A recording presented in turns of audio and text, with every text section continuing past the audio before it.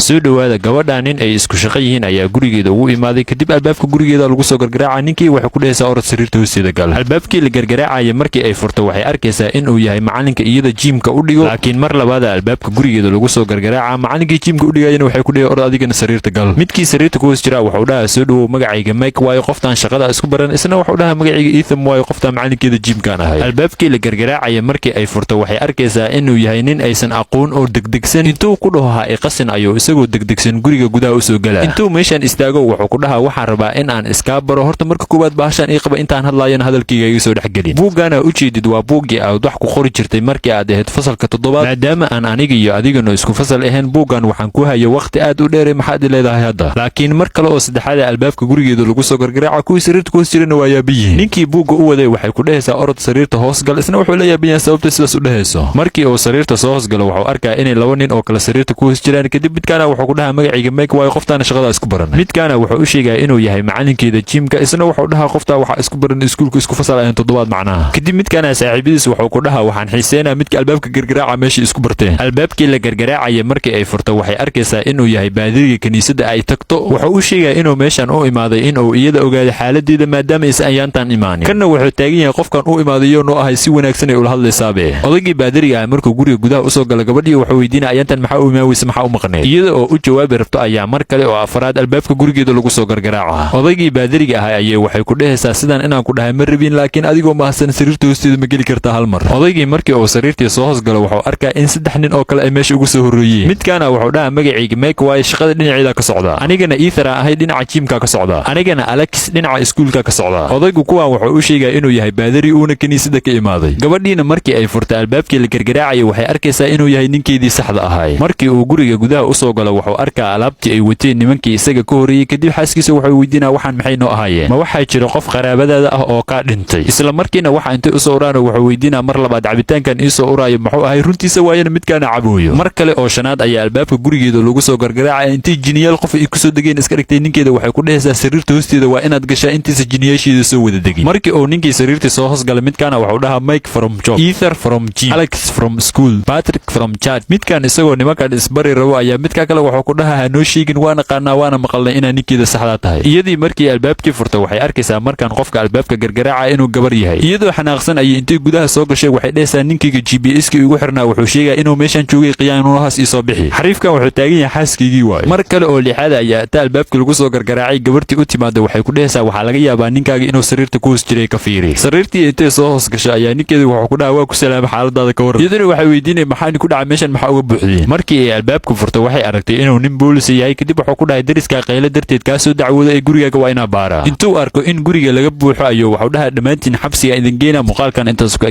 dalka soo gaartay lagno saar soo dhawaada asxaabay cunugan yarka iyo ninkaanad u jeedin waa walaalo shaleemadaana imaadeen kadib safkaanay soo galeen si ay u qaataan tigidhka ay filimka ku daawo lahaayeen midkan weyna wiilka yarka wuxuu ku dhahaa hadda kadib awowga aan ahay adigana waxa taa wiilka aan awowga u ahay wuxuu weydiinaa marka qorshahan aad wadatid maxaa waaye sida haddaan sameeyna maxaa ka faa'iideena marka wuxuu ugu jawaabaa qorshahan aniga wata waa in ay ku raacdaa sababtoo ah haddii aan sidaan sameeyna aniga waayeela u egahay lacagta tigidhka waa laga yareena adigana waa inaa cunug yar iska dhigtaa si lagaaga yareeyo lacagta tigidhka aad filimka ku daawo lahayd kadib midka yar walaalkiisa wuxuu weydiinaa ka waran haddii qorshahan lagugu fahmo sababtoo ah adiga qof waayeel ma u eg isna walaalkiisa wuxuu u sheegaa inaysan kuwaan waxbaba fahmayn oo marar badan sidaan ku sameeyey waxay imaanayaan marka meeshii tigidhka laga qaada lahaa midkii meeshii tigidhka joogaa wuxuu ku dhahaa soo dhawaada maxaa ninka caawiyaa wuxuu ku dhahaa waxaan kaa rabaa hal tikid maadaama aan qof waayeel ahna lacagta waa inaa iga yaraysaa hal xabba tigid kalena waa inaa cunugan yarka oo aan awowga u ahay soo siisaa maadaama uu jiro 5 sanana waa inaa lacagta ka yaraysaa midkan intuu yaabo wuxuu weydiinaa adiga qof waayeel miyaa tahay isagana 5 sana muu jiraa wuxuu ugu jawaabaa haa waa saxan tahay ma noo jeedid miyaa adiga maxaa kaa qadan indhaha miyaa la'dahay wuxuu u sheegaa in ay sii sugaan oo hadda baxayo uuna u soo wacayo ninka isaga ka sarreeyo midkii meesha iska lahay intuu yimaado wuxuu ku dhahaa waxaa maqlay inaad rabtiin inaad lacagta la ka yareeyo maadaama tihiin nin weyn iyo cunug yar sidaas darteed waxaan u baahannahay inaad i tusto ID-gaaga si aan u xaqiijino inta sana aad jirto ninkii meesha iska lahayo wuxuu ku dhahaa ID-gaygii wuxuu iiga soo lumay dagaalkii labaad ee adduunka haddana maskaxdaydu ma joogto hilmaanshayguna wuu badan yahay ee haddii aan wax beena kuu sheega ha ii qabanin wuxuu weydiinaa marka cunuga awowgu u tahay meeqa sanoo jira wuxuu u sheegaa inuu jiro 6 sano ninkii meesha ka shaqaynaya wuxuu ku dhahaa mar dhaweyd waxaa dhehaysa 5 sano jira haddana 6 sano miyaa u bedelatay qorshahaaga maxaa waaye wuxuu taagan yahay sooma idinku dhihin hilmaashaygu wuu badan yahay marka inaa ilooba laga yaabaa ugu dambeyn ninkii meesha iska lahay wuu u ogolaanaya inuu nimankan kaarka siiyo ninkii meesha ugu shaqaynayo wuxuu u sheegaa inuu nimankan kaarkooda ku wareejiyo iyagoo meeshaan luuqa maraya ayuu walaalkiis wuxuu ku dhahaa soo kuma dhihin qorshahan wuu shaqaynaa marar badanaa sidaan ku maray kuwaan intay soo baxaan ee meeshaan bahalkan lagu sameeyay imaanayaan si ay u gataan ayna u cunaan markay filimka daawanayaan. gabadhii meesha joogtay waxay weydiinayaan qiimihiisa, iyaduna waxay u sheegayeen inay halka xabagada $35. markii ay arkaan inay baashaan aad qaali u tahay, midkii weynaa qorshageynaya walaalkiis wuxuu ku dhahay isoo raac. intay baxaan ay banaanka aadayaan 15 daqiiqo kadibna way soo laabanayaan intay alaab soo gataan. midkii yaraaya walaalkiis weynka wuxuu ku dhahay meeshas muujidido ma la ogola alaab banaanka laga soo gato in gudaha lala soo galo. alaabtii ay soo gateen ee dharkooda ku soo dhex qarsanayaan, ugu dambeyn waxay ku guuleysanayaan inay shaleemada gudaha u soo galaan. xogaa kadib midkaana girkii iska furaya si uu biyo u cabo, waxa arkaya marka ninkii meesha iska lahay. intuu u yimaado wuxuu ku dhahaa hadda qorshaagii wuu kaa fashilmay, maxaa ay leedahay. isagoo u maleeyay inuu girkiisa u xiriyo, ninkii wuxuu ku dhahaa maxaa waaye qorshaha ka sheekeynaysid muxuu ahay. girkiisa intuu taabto wuxuu ogaanaa markii uu biyaha cabayay inuu iska furay girkii oo odayga isaga dhigdhigay. ninkii meesha iska lahayna wuxuu ku dhahaa hadda waa iska bixi kartaa marka. cunugii yarkaayna ma la bixinayo oo waa laga qaleynaa maadaama isaga da'diisu yar tahay. xogaa kadib hooyadooda intay timaadee waxay ku dhehaysaa banaanka maxaa u taagan tahay walaalkaana aaw shaleemada maxaa u geli weyseen. ugu dambeynna waxay ogaanaysaa inuu lacagtii oo shaleemada uu qamaar ku khasaariyey iyo sababtoo banaanka la taagan yahay oo ah inuu nin oday iska dhigay si uu shaleemada lacag raqiisa ugu galo. muuqaalkan intaanu ku ekaay hadda halkaas soo gaarta leegnosa. wiilkan shilow intuu galay oo waqti aad u badan isbitaalkan yaala kadib aabihiisa hooyadiis wuxuu ku dhahaa wiilkan qarash iyo waqtiba way nooga baxeen, marka waa inaan isaga tagnaa oo danaheena kale aan qabsanaa, intaas ka badan ma sii sugi karnee. iyaduna intay xanaaqday waxay ku dhehaysaa oo ma waxaad ka wadaa wiilkaaga isbitaalkan uga tag weliba isagoo baaraleys oo soco karin. isla markiina dhakhtaradana intay u timaaday waxay ku dhehaysaa qorshihiini lacag la'aanta ay wuu dhammaaday, marka waa inaad lacagta iska bixisiin. su'aal haddaa qabtiinna nambarkaas waa inaad la xiriirtiin. aabbuhu markuu arkay in lacag badan laga rabo wuu sii xanaaqa. ugu dambeynna go'aan uu intuu qaato hooyadii wuxuu ku dhahaa cunugan bis waaye hadda kadib ma u baahni. iyadoo ku dhehaysa hanaga tegin ayuu dhegaysanaa, isbitaalkiina wuu isaga tegaa. kadib wiilkii intuu soo kaco hooyadiis wuxuu weydiinaa qayladii aan maqlaaya maxay ahayd. iyaduna waxay u sheegaysaa wax walba oo iyada iyo aabiis dhex maray. 15 sano kadib aabbihii waa kana wiilkiisii iyo xaaskiisii ayuu dib ugu soo laabtay. waxay weydiinayaan marka meeshan maxaa ka samaynay, maxaa soo doontay. wuxuu ugu jawaabaa joornaalka ayaan ka akhristay in ay idin kala kacday oo aad taajiriin noqoteen. meeshaana waxaan u imid in aan idinka raaligeliyo wixii aan sameeyey hamiinkaas iyo go'aankii aan keligay iska qaatay. hooyadu midkaan raaligelinta ma ka aqbalayso, laakiin wiilkiisa wuxuu ku dhahaa haddii ay sax kaa tahay raaligelinta aad sheegaysid caawa inagaa noo casuuban tahay. saacaddu markii ay marayso 8:15 waa inaa xafiiskayga iigu timaadaa, kadib meeshii ku kala tegayaan. xooga kadib odaygu isagoo xaafadiisa u sii socda ayaa waxaa qabanaya nin lacag diina ku lahay, wuxuuna u soo kiriistay ninkan feeraha weyn. wuxuu ku dhahaa adiga maalin walba oo aan ku qabto waxaad igu dhahdaa lacagtaada waa ku siinaa, laakiin maanta ma kala baxayno. isaguna wuxuu ku dhahaa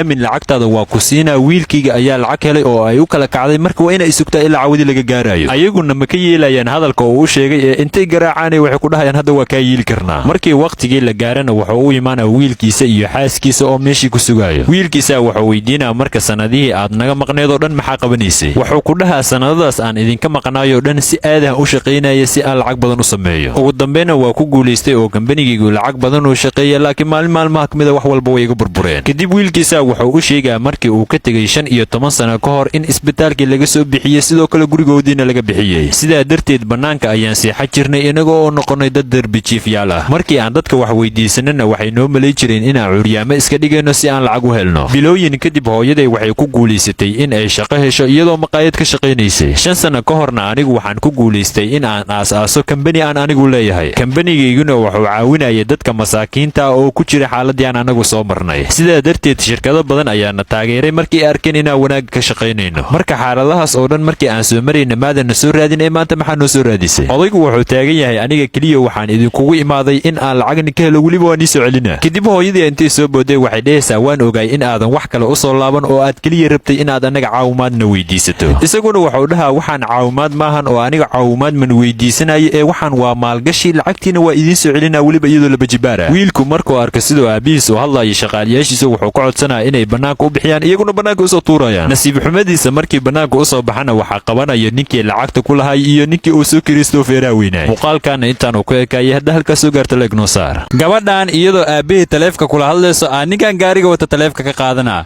waatana marka way kasoo daba ordee, isagana isagoo faraxsanoo wuxuu arkaa inay gabadhan la hadlaysa aabaheedna inuu yahay boolis. waa kana marka gaariguu beri qabanaa. wuxuu ku dhahaa marka tuugaa tahay gabadheeda taleefka ka soo xaday soo maahan, intuu screenshot ka qaato taleefkii ku jaraa. isagana tuug gaabagaabayo iska ahay, waa kana intuu cabsado gaariga gadaal u soo celinaa gabadhii u soo laabana. iyadana waxay ku dhahaysaa wax kale ma haysta iska kaydaay. isagana waa kana taleefkeedu inta sii wuxuu dhahaa iska kay cafi taleefkaaga hoo qaado. iyadana way diidaysaa, waxay dhahaysaa horaa u qaadatay oo orod iska qaado. waa kana marka intuu ka soo daba ordo wuxuu ku dhahaa hadda waa kuu soo celiyey soo maaha. xoogaa kadib niman boolisa aabeed u soo diraa, waxay ku dhahayaan sidee tahay soo ma fiicnid. iyadana waxay dhahaysaa waa fiicanahay. askarigan wuxuu ku dhahaa midkan yow noo ahay iyadana waatana waxay ku dhehaysaa midkan iska barta saaxiibkay waaye wax kalena ma jiraanay dhehaysaa waxaa rabnay in aabahay baraanka ku sameeyo waa kuwaana markii nimankii askarta ay baxaan midkan wuxuu dhaha aada kugu mahadcelinaa iyadana waxay dhehaysaa waxaa kugu casuuma casho oo aabahay leeyahay marka waa inaa imaataa isagana wuxuu dhaha aniga maa diidi karo meeshaas waa imaanaa ballan waaye iyadana waxay ku dhehaysaa maba diidi kartid soo maahan meeshaas waa inaa imaataa caawa ayaana kaa weyn saaxiibkiina waa kana wuu yaaba yahay adigana muuqaalka leeg saare xilligii qadada la gaara odagaana wuxuu taagan yahay baraankigiina another level waaye gabadhiisana waxay dhehaysaa soo maahan baraankiga ugu horreeyey aan kugu sameeyo aabaheedna wuxuu dhahaa waa ka helay sidaa u samaysay laakiinse wuxuu dhahaa waxaan camal mar dambe ha igu samayn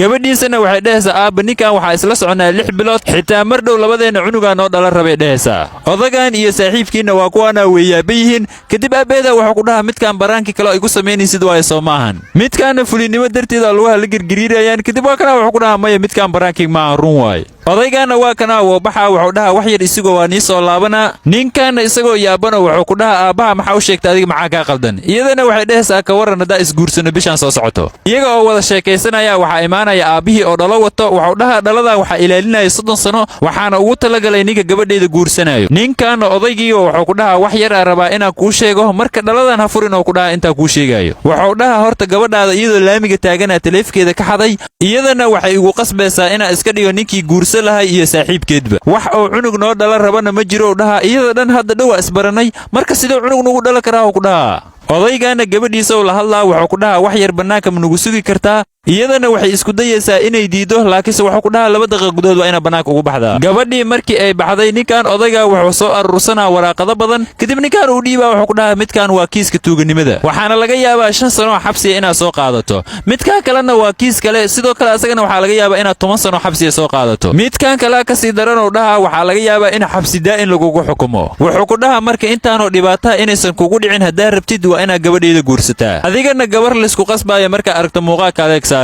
gabadhan isbitaalkan ay timaaday si loo daaweeyo iyadoo la hadlayso dhakhtaradii daaweynaysay ayaa waxa uu imaanaya dhakhtarkan kale oo isbitaalka ka shaqeeyo dhakhtaradii wuxuu ku dhahaa waxaa kuu yeerayo dhakhtarka naga sarreeya hana ka welwelin qoftan aad la joogtid anaa xaaladeeda la wareegi doono iyaduna waxay ku dhehaysaa waa ka xumaa iga raali noqo bukaankayga ma kugu soo wareeji karo sababtoo ah anigaa waraystay waana ogaaday sida loo haayo laakiin maadaama uu ka sarreeyo dhakhtaradan wuu ku amraa in ay sidaa samayso iyaduna ugu dambeyn way ogolaanaysaa oo meeshii isaga soo tegay markii ay dhakhtaradii baxday intuu gabadhii u imaado wuxuu dhaha qoftan shidan maxay isbitaalkeena ka soo doontay sidee lagu hayaa macnaha xagay ku xanuunayso waxay bilaabaysaa in ay u sheegto sida loo haayo kadib wuxuu ku dhahaa ka welwelin waxaan ahay dhakhtarka ugu wanaagsan isbitaalkan oo dhan sidaas darteed gacmo wanaagsanaa ku jirta waxay weydiinaya marka ma heli karaa haddii ay macquul tahay dhakhtarad gabar ah si ay ii daaweyso caadi waaye oo dhakhtaradu isku mid waaye laakiin xoogaa dhinacaasaa ku kalsoonahay midkan markii ay sidaas gabadha ku dhahdo wuxuu u maleynayaa in ay xirfadiisa yaraysanayso kadib mar labaad ugu soo celinaya inuu yahay isbitaalkan qofka ugu wanaagsan ugu dambeyn iyadu weydiinaysaa inuu midkan daaweeyey kadib wuxuu bilaabaa inuu ka cabsiyo si ay isbitaalkan ugu tagto oosan qof kale u daaweyn intaas keliya maahane waxyaabo aan caadi ahayn oo aan loo baahnayn oo ka sheekeynaa intuu soo baxay isagoo meeshaan marayo ayaa dhakhtaradii kale waxay weydiinaya aawo bukaankii aan kaaga soo tegay isaguna intuu ku dhaha dhakhtar kale u dhiibo oo meeshii isaga tegaa iyadoo midkan hadalkiisa ma ku qancayso intay soo baxday gabadhii u imaanaya waxay arkeen marka iyadii oo dharkeedii diyaarsatay oo isku diyaarinayso in ay baxdo kadib waxay weydiinaya wax walba caadi soomaan halkee u socotaa intay la fadhiisatay waraysanaya kadib waxay u sheegaysaa inuu dhakhtarkii hore si xun ula dhaqmay dhakhtaradu markii hadalkaas maqshay way xanaaqay kadib taleefankeedii soo baxsanee gabadhiina waxay ku dhehaysaa waxaan wacaa isbitaalkan dhakhtarka iskale marka si wada jira waa inaan ninkaas dembigiisa ugu caddaynaa markii uu taleefka ka qabto waxay ku dhehaysaa waxaan rabaa in aan wax yar kula hadlo laakiin isla markii isagiyaa imaanayo wuxuuna aqoonsanaa gabadhii bukaanka aheed oo la daaweynayay wuxuu bilaabaa marka inuu gabadhan ka waraysto xaaladda aabaheeda dhakhtaradiina waxay dhehaysaa sigoo horta labadiina ma istaqaaniin kadib wuxuu ku dhahaa waa isnaqaanaa oo gabadhan waxaan u ahay adeero walaalkayaa dhalay markii uu gabadhii oo adeerka u ahay ka soo jiisto dhakhtaradii wuxuu ku dhahaa wixii muhiimka ahay oo aad ii sheegi rabta maxay ahaayeen iriddaa waxaa ka soo gelaya marka midkii dhakhtarka ahay oo iska kaftamaayo wuxuu arkaa in uu joogo ninkii isbitaalka iska lahay wuxuu ku dhahaa iga raali noqda maadaama aan idinka qasay wixii aad ka sheekeynaysiin haddana waa iska baxaa laakiin isagoo sii baxayo ayaa dhakhtaradii kale waxay ku dhehaysaa istaag ha bixin waxaa jira waxyaabo muhiim ah oo aan ka sheekaysanayna oo la raba adiguna inaad maqashid midkii booska ahay oo isbitaalka iska lahay kuwan wuxuu ku dhahaa waxaad iga qarqarinaysiin maxaa waaye baa ii sheegtiin dhakhtaradiyaa waxay u sheegaysaa in ninkan dhakhtarka oo dadka bukaanada qashqashaado. isagiyaa ninkii booska ah wuxuu ku dhahaa qoftan waxay sheegayso oo dhan waa been, ma waxaad aaminay ninka dhakhtarka qaliinka ah oo isbitaalkaaga ugu wanaagsan mase gabar aan la aqoonin oo rabta isbitaalkeena inay isku qasto. midka booska midkan kale qacow ka yeersiina wuxuu ku dhahaa sidaas dayta waxaan aaminaa gabadha aan adeerka u ahay. waan ogaay in aad adigu sidaas u dhaqmaysid, waxaana jiro dad bukaano ah oo adiga kaa soo dacwooday. gabadhii uu adeerka u ahayna waxay dhehaysaa ninkan booskiisa waxaa u qalma gabadhan dhakhtarada maadaama ay shaqadeeda riski u gelisay ninkan si ay u qabato. boosku midkan wuxuu u sheegayaa inuu isbeddel ku samayn doono isaga shaqadiisa, wuxuuna intaas u raacsiinaa waxaad haysataa 20 daqiiqo si aad alaabtaada oo dhan isbitaalkan uga qaadatid oo aana uga baxdid. dhakhtaradiina markii booskii cusbaa loo magacaabay ninkii booskeeda ahay waxay u sheegaysaa inay marnaba hoos u dhigi doonin. muuqaalkanna intaana ku ekay ee legnosa.